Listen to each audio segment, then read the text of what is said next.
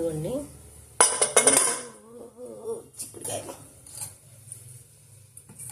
చిక్కుడుకాయలు ఇలా రైస్ కుక్కర్లో పెట్టాను. ఉడికాయి, గోరుచిక్కుడు అంటారు. రైస్తో పాటు చిక్కుడుకాయలు కూడా ఉడికాయి. గోరుచిక్కుడు ఈరోజు గోరుచిక్కుడు కూర అనుకున్నాను. ఉల్లిపాయ, పచ్చిమిరపకాయలు, వెల్లుల్లిపాయలు, చల్లటి ఏంటంటారు దాన్ని, ములక్కాయ ఒకటి ఉంటే దాన్ని వేసేసాను అనమాట. అది ఎండిపోతుందని చెప్పి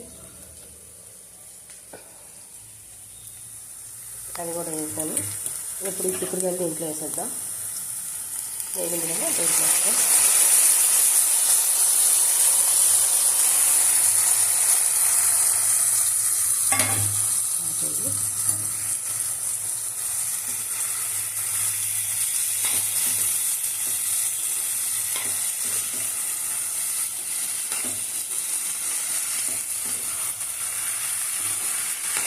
ఎండిపోతుందని చెప్పేసానండి మొదటిసారికి, పాడైపోతుంది అంతేగాని వేరే ఉంటుంది.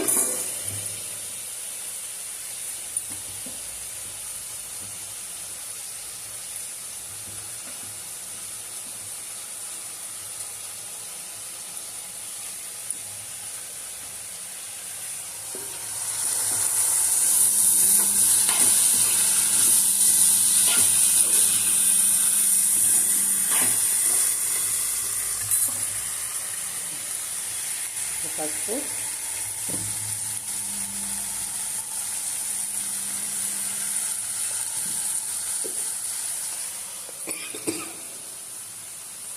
ఉప్పు,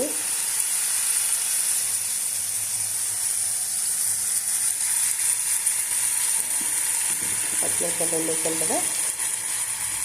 తెలుసుగా మా కారం ఎంత వేసుకున్నా కారం ఉండదు కాబట్టి కారం ఒక స్పూను,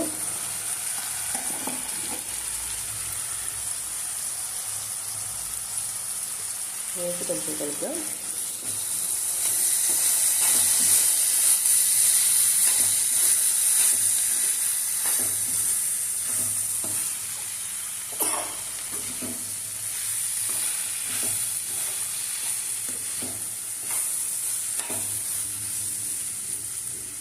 ఉడికినవే కాబట్టి ఇప్పుడు నేను ఇదిగోండి టమాటా గ్రేవీ,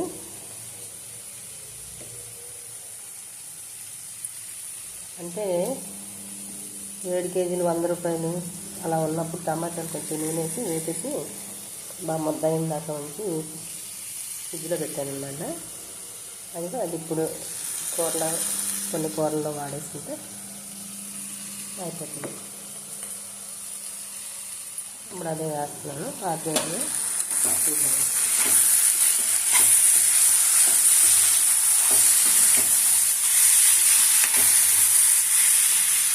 అలా 7 కేజీలు 8 కేజీలు పెట్టాను. మళ్ళీ అప్పుడు కొన్నాను అన్నమాట. ఇలా స్టోర్ చేశాను. అది ఇప్పుడు ఇలా వాడుతున్నాను. ఇప్పుడు నీళ్ళు పెట్టేద్దాం.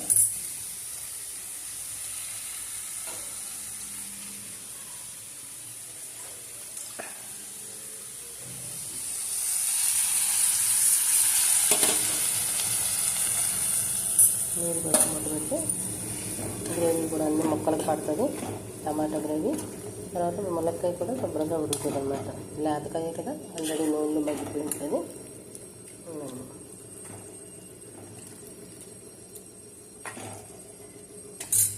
లాస్ట్లో ఒక స్పూను ధనియాల పొడి వేద్దాం.